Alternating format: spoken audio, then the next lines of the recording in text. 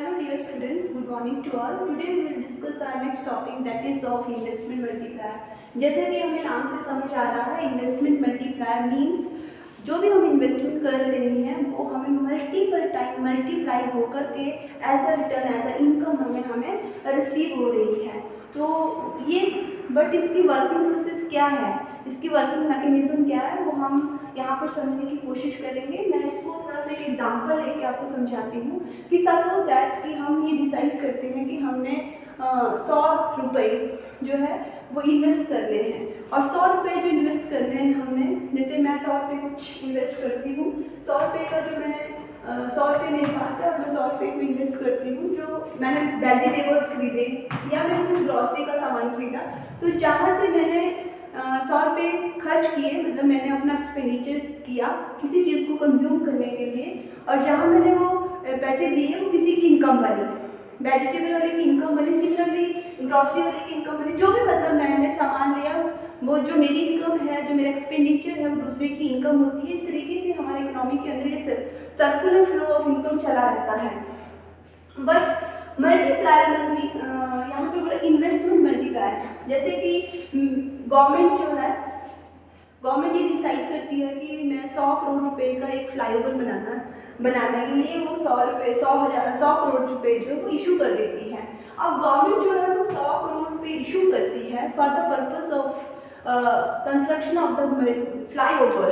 जो फ्लाईओवर के लिए 100 करोड़ रुपए जो है वो डिसाइड हुए और इकोनॉमी के अंदर इशू हो गए, वो 100 करोड़ रुपए जो किसी की इनकम बन गई। किसकी इनकम बन गई? जो भी उस पर्टिकुलर प्रोजेक्ट के अंदर लोग इन्वॉल्व होंगे, including labour, including engineer, including managers and other administrative officers. और इसके अलावा भी और सारे लोग हो सकते हैं, जितने भी स्टेक होल्डर्स उस पर्टिकुलर प्रोजेक्ट के साथ जुड़े हैं उन सब की वो इनकम बन गई। अब जो इनकम है यहाँ पे बोला जा रहा है कि जो गवर्नमेंट ने 100 करोड़ रुपए इन्वेस्ट किए उसका जो रिटर्न गवर्नमेंट को मिलेगा वो मिलेगा 500 करोड़ का। मतलब government investing 100 crore and in return of that 100 crore government receiving as a income of 500 crore. अब ये वर्क कैसे करता है, इसकी वर्किंग प्रोसेस क्या है, उसी को हम इन्वेस्टमेंट मल्टीप्लायर कहते हैं। So let's start. हम इसका थियोरेटिकल पार्ट जो है मैं आपको कुछ पॉइंट्स मैंने बनाए हैं वो आपको मैं ग्रुप में शेयर कर दूंगी, और ये जो हमारा उस थियोरेटिकल को समझने के लिए मैंने एक टेबल बनाया है, उस टेबल की हेल्प से हम इसको समझने की कोशिश करते हैं। ठीक है, तो ये टेबल रहता है इस तरीके से। ठीक है, इसमें डिफरेंट राउंड्स रहते हैं, round 1, 2, 3 and so on.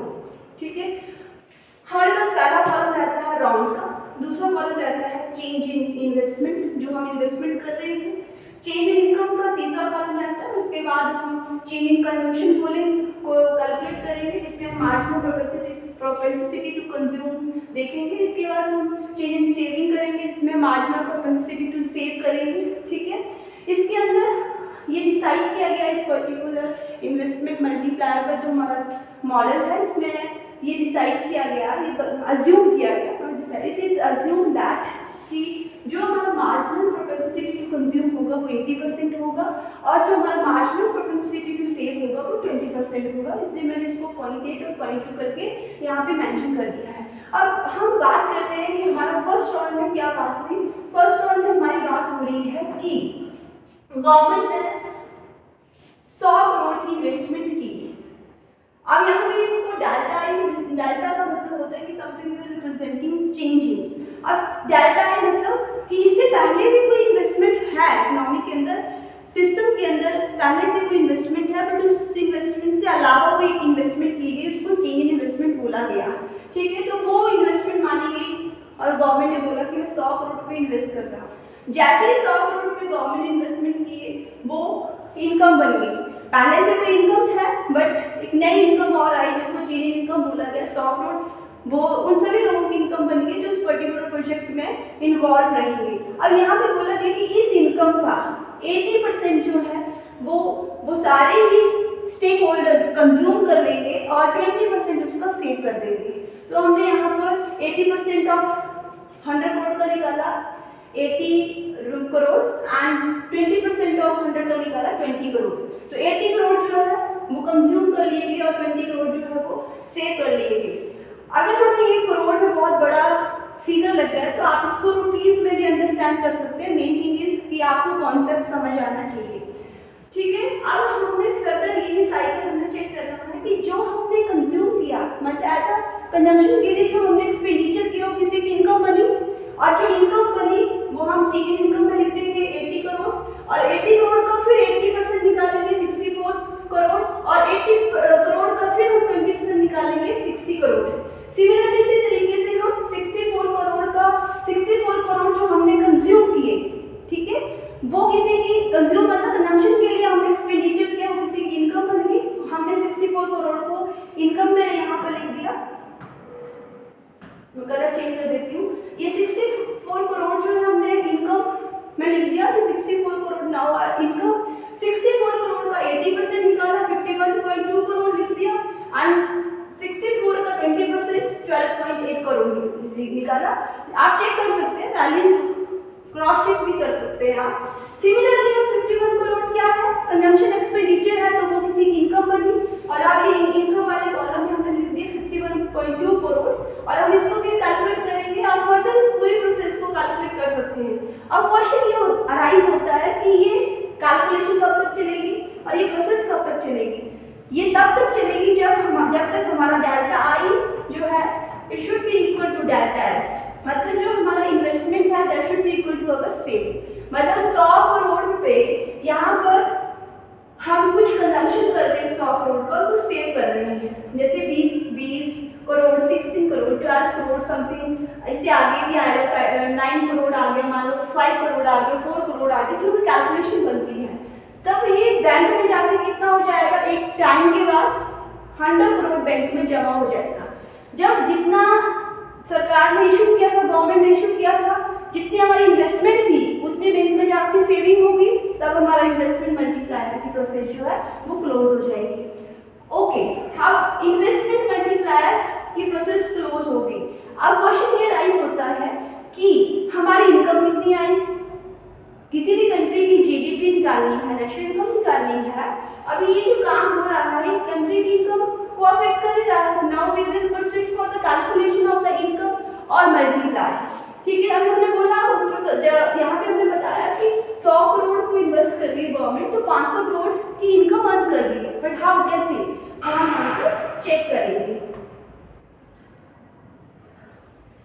Firstly we have to check the calculation of the multiplier. Calculation of the multiplier के अंदर हमारे पास एक फॉर्मूला रहता है, ठीक है। उस फॉर्मूले के अंदर जो है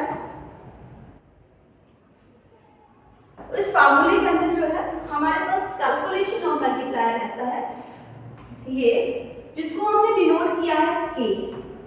फॉर्मूला है K is equal to 1/1 minus MPC। MPC लिख दिया हमने, K is equal to 1/1 minus MPC की वैल्यू कितनी ले रखी है हमने टेबल में अज्यूम किया है 80%, मतलब 0.8%। जब हम इसको कैलकुलेट करेंगे मैथमेटिकल कैलकुलेशन के बाद हमारे पास कितना रिसीव होगा, K is equal to 5। K की वैल्यू 5 आ गई, मतलब मल्टीप्लाई कितना है, 5 है। कई बार पेपर में क्वेश्चन आता है, चलो मैं बाद में बताती हूँ, पहले मैं इसको पूरा कंप्लीट कर देती हूँ।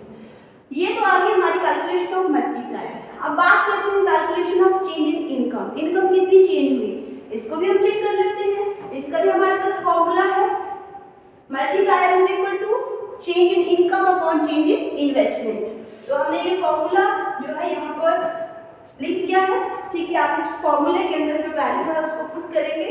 K की जगह पे हमने K निकाल लिया, K की जगह पे हमने क्या पुट कर दिया, 5 is equal to delta y upon delta i की डेल्टा i की वैल्यू भी हमारे पास है, हमने वैल्यू पुट की, क्रॉस मल्टीप्लाई किया, हमारे पास delta y change in income हमने निकालनी है, change in income is equal to ₹500 crore, ठीक है जी। अब यहाँ पर हमने देख लिया कि 100 रुपए की इन्वेस्टमेंट पर 500 रुपए का रिटर्न एज ए इनकम इस तरीके से गवर्नमेंट को रिसीव हुई। ये इसका working process of the investment multiplier है। आई होप सो आपको समझ आ जाएगा। कई बार एग्जामिनर इस क्वेश्चन को पूछता है इस तरीके से, explain the investment multiplier working process, how the, कई बार इस तरीके से पूछ लेता है, नेशनल इनकम या GDP of any country increase many times under the investment multiplier mechanism या मॉडल, एक्सप्लेन इट। या कई बार अगर न्यूमेरिकल पोर्शन आता है, न्यूमेरिकल पोर्शन के अंदर हमें एमपीसी की वैल्यू दी होती है, जो भी दी होती है, जैसे 0.8 दी होगी या 0.9 दी होगी, जो भी होगी क्वेश्चन के अंदर, या हमें एमपीएस की वैल्यू दी होगी, ठीक है।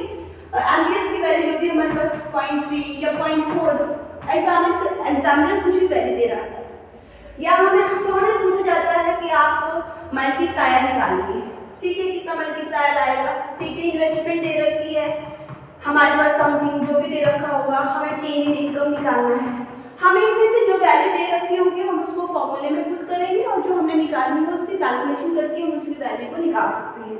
इसके अलावा जो बीबीए के स्टूडेंट्स को एमसीक्यू, एक तो ये शॉर्ट आंसर टाइप क्वेश्चन भी रहता है, कई बार 2.5-3 नंबर का क्वेश्चन पूछ लिया जाता है, सिंपल एक्सप्लेन इन्वेस्टमेंट मल्टीप्लायर, तो आपको ये सारा कुछ लिखना है। कई बार ये क्वेश्चन 10 नंबर का भी आ जाता है, तो आपने इसका इंट्रोडक्शन पार्ट जो हम लास्ट में डिस्कस कर चुके हैं वो प्लस ये वाला पोर्शन पूरा लिखना है आपने। इसका थ्योरेटिकल पार्ट देखो, वैसे भी आपको थ्योरेटिकल पार्ट जो इसके पॉइंट्स हैं वो कोई नए पॉइंट्स नहीं है, ऐसे पॉइंट्स नहीं है कि जो आपको रटने पड़ेंगे, वो पॉइंट्स इसी टेबल से बनाए गए हैं।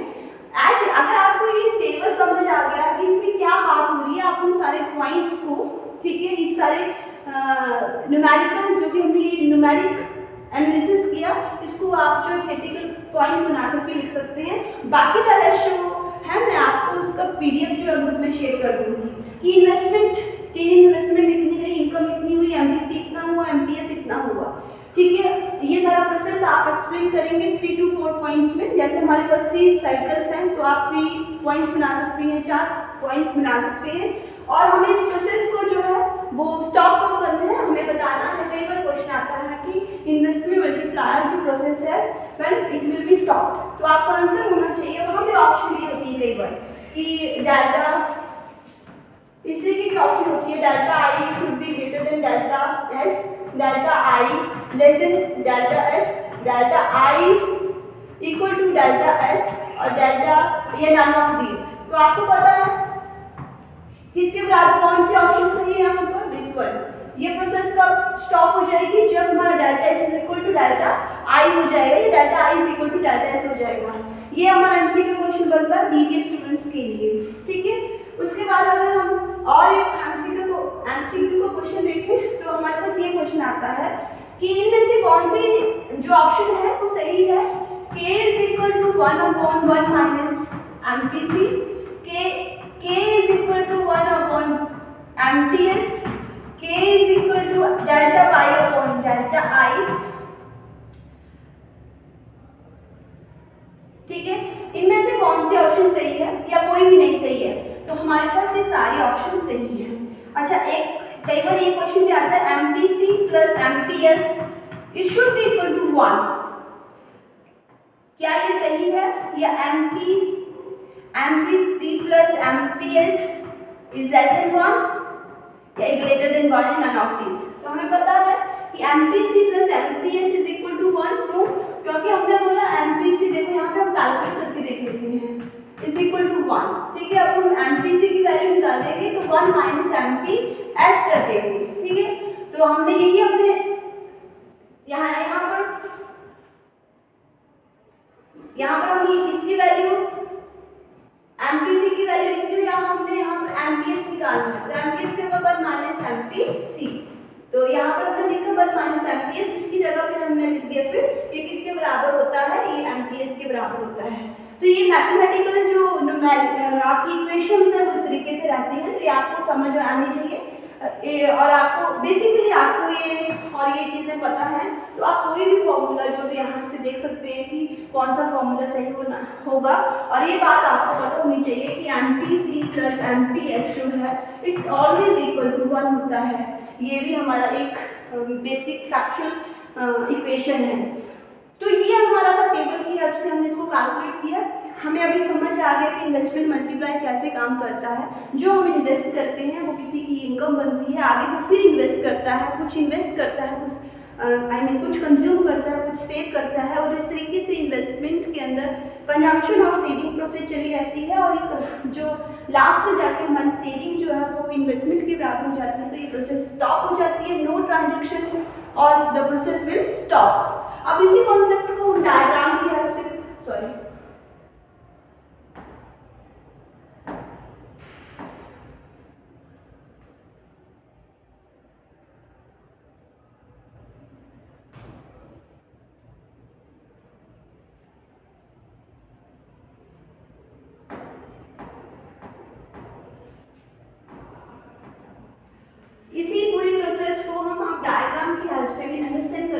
कोशिश करते हैं, जो भी हमने टेबल बनाया उसको हम डायग्राम की हेल्प से करने की कोशिश करते हैं। तो जो हमारी डायग्राम है वो किस तरीके से हमारे पास रहती है, ठीक है। इसमें हमने बेसिकली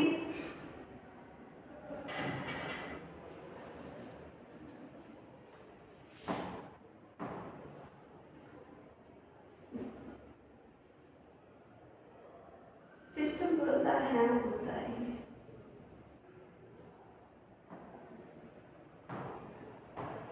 इसमें हमने अलॉन्ग वाई एक्सिस इन्वेस्टमेंट ले रखा है, अलॉन्ग एक्स एक्सिस हमने जीडीपी और इनकम ले रखी है।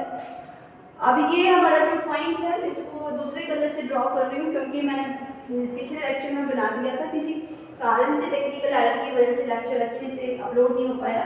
ये जो लाइन हमारा एग्रीगेट सप्लाई की लाइन है और ये जो हमारा ये एग्रीगेट डिमांड की लाइन है। अब यहाँ पर एक इक्विलिब्रियम पॉइंट है जिसको मैंने ई बोला है और ई के सामने जो इनकम आई है वो बाई है। अब बोला जा रहा है कि ये इनकम, अभी हमने बोला कि change in investment, change in investment की पहले से कोई इन्वेस्टमेंट है सिस्टम के अंदर, तो पहले से ही काम चल रहा है, इन्वेस्टमेंट है तभी तो इनकम हो रही, डेवलपमेंट हो रही है। तो हमने बोला कि ये 100 करोड़ जो है पहले से इन्वेस्ट है इकोनॉमी के अंदर, जो पहले से इन्वेस्ट है तो इसके इस पर्टिकुलर इक्विलिब्रियम के फॉर्म होने पे जहाँ पे एग्रीगेट सप्लाई और एग्रीगेट डिमांड जो है वो इक्वल है, उसके कॉरस्पॉन्डिंग जब हमने इनकम को चेक किया तो वो आया 500 करोड़ की इनकम जो है वो सिस्टम के अंदर ऑलरेडी है। अब बोला गया कि change in investment, change in investment जो हमने टेबल में की, गवर्नमेंट ने कितने रुपए की इन्वेस्टमेंट की, 100 करोड़ की इन्वेस्टमेंट की। अब 100 करोड़ की इन्वेस्टमेंट की तो क्या हुआ, गवर्नमेंट 100 करोड़ की इन्वेस्टमेंट कर रही है तो क्या होगा, हमारी एग्रीगेट डिमांड क्या होगी, बढ़ेगी। जब एग्रीगेट डिमांड बढ़ेगी तो हमारा एग्रीगेट डिमांड पर जो है वो भी अपर शिफ्ट होगा, ठीक है। एग्रीगेट डिमांड पर अपर शिफ्ट हुआ और वो एडी डैश बन गया। एडी डैश बनने पर जिस पॉइंट पर aggregate demand curve, new aggregate demand curve जो वो एग्रीगेट सप्लाई कर्व को इंटरसेक्ट कर रहा है उसको मैंने नाम दे दिया ई डैश।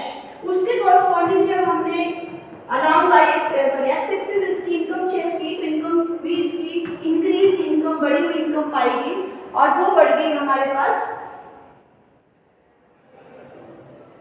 1000 करोड़।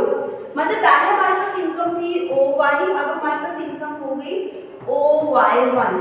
तो OY इनकम थी वो थी 500 करोड़ की, अब OY1 होगी 1000 करोड़ की। तो अल्टीमेटली जो चेंज इन इनकम है वो हुई कितनी, वो हुई 500 करोड़ की चेंज इन इनकम यहाँ पर हुई। तो वही हमने टेबल में पढ़ा कि अगर हमारी एग्रीगेट डिमांड गवर्नमेंट जो है या कोई किसी भी तरीके की इन्वेस्टमेंट होती है तो हमारी एग्रीगेट डिमांड जो बढ़ती है और एग्रीगेट डिमांड बढ़ने की वजह से जो एग्रीगेट डिमांड कर्व है वो अपर शिफ्ट होता है और उसके कॉरस्पॉन्डिंग एक नया इक्विलिब्रियम फॉर्म होता है और उस इक्विलिब्रियम के कॉरस्पॉन्डिंग अगर हम इनकम चेक करते हैं तो इनकम भी हमारी इम्प्रूव्ड इनकम, इंक्रीज इनकम पाई जाती है, जिसको हमने यहाँ पर चेक कर लिया। आप इस डायग्राम को भी एक्सप्लेन कर सकते हैं। आपने you have to check your question कि हमें क्वेश्चन कितने नंबर का आया है, उस क्वेश्चन के वेटेज के अकॉर्डिंग आपने अपने आंसर को जो है वो फ्रेम करना है। तो यहाँ तक आज हमने ये पढ़ा working process of the investment multiplier, कैसे इन्वेस्टमेंट मल्टीप्लायर वर्क करता है और इसका डायग्रामेटिक ग्राफिकल रिप्रेजेंटेशन भी पढ़ ली। आप इस डायग्राम को भी एक्सप्लेन करेंगे तो आपके जो क्वेश्चन है कुछ नया नहीं एक्सप्लेन करना होता है, जो काम हमने किया डायग्राम में वेरी सिंपल लैंग्वेज में, आप अंडरस्टैंडिंग लैंग्वेज में इसको लिखना होता है, ठीक है। और जो बात यहाँ पे हमने बतानी होती है वो अच्छे से डायग्राम में अच्छे से बता दें, ठीक है। और इससे आपका जो क्वेश्चन की प्रेजेंटेशन होती है वो बहुत अच्छी होती है। होपफुली आपको ये टॉपिक आज का समझ आया होगा। The next topic related to the investment multiplier को हम नेक्स्ट लेक्चर में डिस्कस करेंगे। आज के लिए इतना काफ़ी है। Thank you, have a nice day.